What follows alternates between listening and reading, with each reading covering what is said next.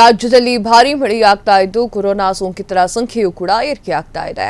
ಹೀಗಾಗಿ ಧಾರವಾಡದಲ್ಲಿ ಜಿಲ್ಲಾ ಉಸ್ತುವಾರಿ ಸಚಿವ ಸಂತೋಷ್ ಲಾಡ್ ನೇತೃತ್ವದಲ್ಲಿ ನಿನ್ನೆ ಅಧಿಕಾರಿಗಳ ಸಭೆಯನ್ನ ನಡೆಸಲಾಗಿತ್ತು. ಜಿಲ್ಲಾಧಿಕಾರಿ ದಿವ್ಯಾ ಪ್ರಭು, ಜಿಲ್ಲಾ ಪಂಚಾಯಿತಿ ಸಿಇಒ ಭುವನೇಶ್ವರ್ ಪಾಟೀಲ್, ಆರೋಗ್ಯ ಅಧಿಕಾರಿಗಳು ಸೇರಿದಂತೆ ಹಲವು ಇಲಾಖೆಗಳ ಅಧಿಕಾರಿಗಳು ಕೂಡ ಭಾಗಿಯಾಗಿದ್ದರು. ಇನ್ನು ಸಭೆಯಲ್ಲಿ ಮಳೆ ಮತ್ತು ಕೊರೋನಾ ಮುಂಜಾಗ್ರತಾ ಕ್ರಮದ ಬಗ್ಗೆ ಅಧಿಕಾರಿಗಳ ಜೊತೆಗೆ ಚರ್ಚಿಸಿ ಸಂತೋಷ್ ಲಾಡ್ ಮಾಹಿತಿಯನ್ನ ನೀಡಿದರು. ಜೊತೆಗೆ ಸರ್ಕಾರ ಕೋವಿಡ್ ಮಾರ್ಗಸೂಚಿ ಪಾಲನೆ ಮಾಡುವಂತೆ ಕಟ್ಟುನಿಟ್ಟಿನ ಕಟ್ಟಪ್ಪಣೆಯನ್ನ ಕೂಡ ಮಾಡಿದ್ದಾರೆ. ಏನಾಗಿದೆ ಯಾವಾಗ ಅಲ್ಲ ರಾಜ್ಯ ಸರ್ ನಮ್ಮ ಧಾರವಾಡ ಜಿಲ್ಲೆಯಲ್ಲಿ ಯಾವ ರೀತಿಯ ಆತಂಕ ಇಲ್ಲ, ಕೋವಿಡ್ ಅಂಥದ್ದೇ ಆತಂಕ ಇಲ್ಲ. ಬಹಳಷ್ಟು ಕೇಸಸ್ಗಳು ಕೂಡ ನಮ್ಮಲ್ಲಿ ಏನು ಕಂಡು ಬಂದಿಲ್ಲ.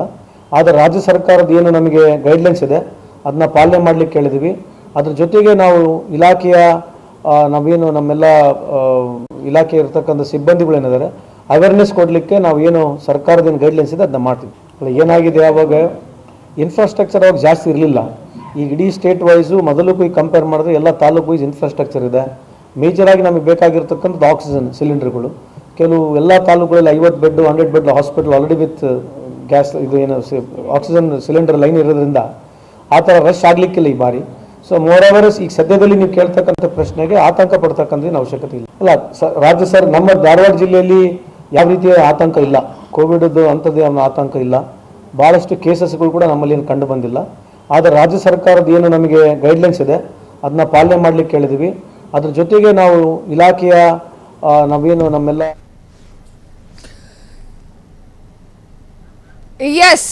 ಕೊರೋನಾ ಬಗ್ಗೆ ಮುನ್ನೆಚ್ಚರಿಕೆ ಕ್ರಮವನ್ನ ವಹಿಸಬೇಕು ಅಂತ ಹೇಳಿ ಸಂತೋಷ್ ಲಾಡ್ ಅವರು ಹೇಳಿದ್ರು. ಹಾಗೆ ಮಳೆ ಕೂಡ ಜಾಸ್ತಿ ಬರುವಂತಹ ನಿಟ್ಟಿನಲ್ಲಿ ಎಲ್ಲ ಕಡೆಗೂ ಕೂಡ ಕೋವಿಡ್ ಹರಡುವಂತಹ ಸಾಧ್ಯತೆಗಳು ಹೆಚ್ಚಾಗಿರುತ್ತೆ. ಆ ಒಂದು ನಿಟ್ಟಿನಲ್ಲಿ ಕೋವಿಡ್ ಅನ್ನ ತಡೆಗಟ್ಟಲಿಕ್ಕೆ ಈಗಲೇ ಕಟ್ಟಪ್ಪಣೆಯನ್ನ ಹೊರಡಿಸಿದ್ದಾರೆ. ಆರೋಗ್ಯ ಅಧಿಕಾರಿಗಳು ಸೇರಿದಂತೆ ಹಲವು ಇಲಾಖೆಗಳ ಅಧಿಕಾರಿಗಳು ಕೂಡ ಈ ಒಂದು ಸಭೆಯಲ್ಲಿ ಭಾಗವಹಿಸಿದ್ರು.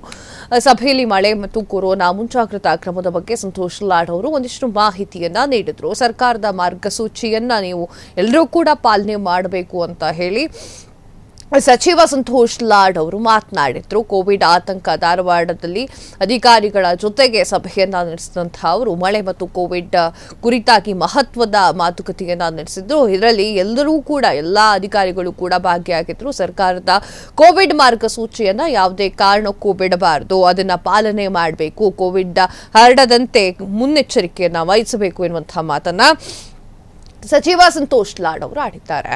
ಕ್ಷಣ ಕ್ಷಣದ ಸುದ್ದಿಗಳಿಗಾಗಿ ಫ್ರೀಡಂ ಟಿವಿ ಸಬ್ಸ್ಕ್ರೈಬ್ ಮಾಡಿ, ಲೈಕ್ ಮಾಡಿ ಹಾಗೂ ಫಾಲೋ ಮಾಡಿ. ಹೊಸ ಸುದ್ದಿಗಳ ನೋಟಿಫಿಕೇಶನ್ಗಾಗಿ ಬೆಲ್ ಐಕಾನ್ ಮೇಲೆ ಕ್ಲಿಕ್ ಮಾಡಿ.